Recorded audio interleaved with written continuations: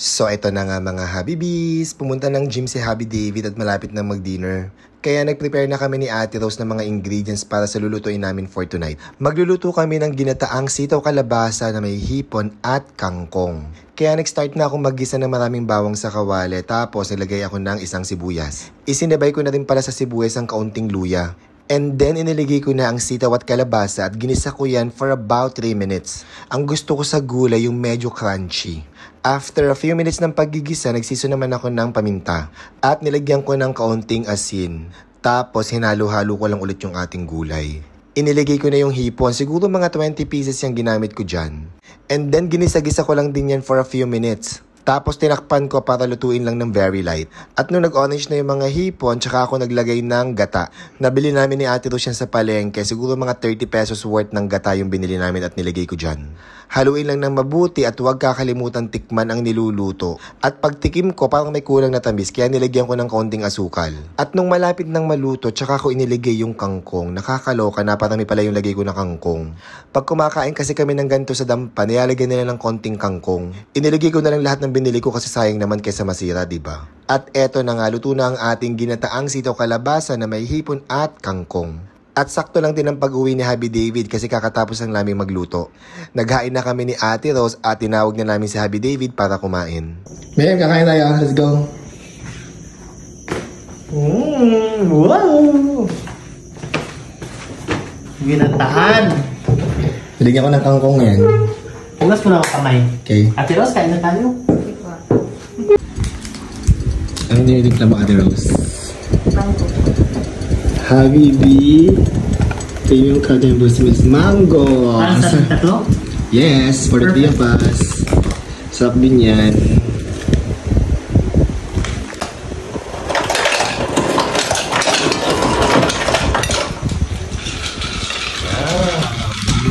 Tingnan mo kay David.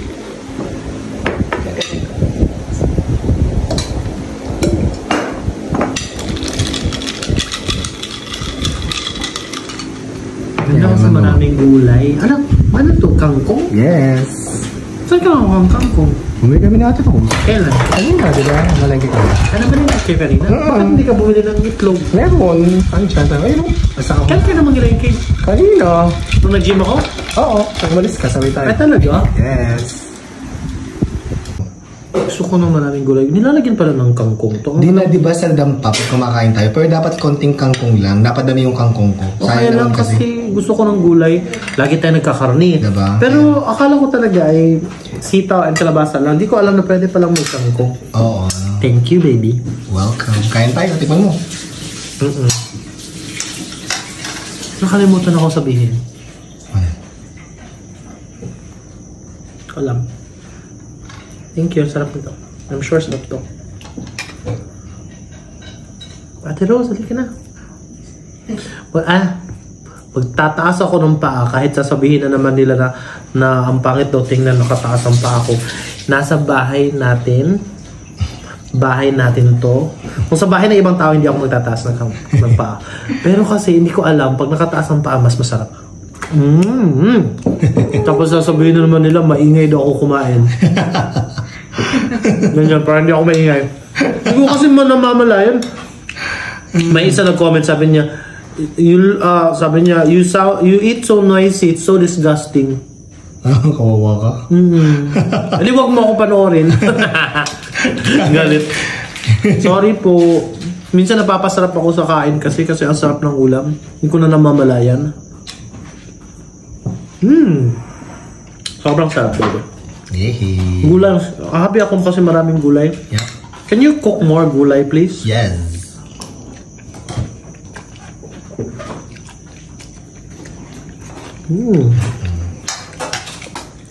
Ate Rose, tikman na ang ating ginataang sitaw kalabasa kangkong na may hipon. Plus, Habibi Collagen Booster Mix. Sarsa pa lang ulam na, sir. Sabaw? Sabaw pa lang. Sarap siya, Ate Rose. Magkakamay po ako. Sarap ako din. Ako nga din, nagkamay na nga ako. Kakamay din ako. Ang hirap naman kainin ng hipon pag hindi kinakamay. Opo.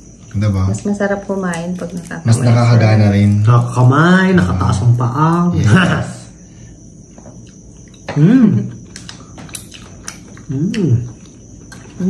Ang sarap. Yummylicious. Yummylicious. Sarap po.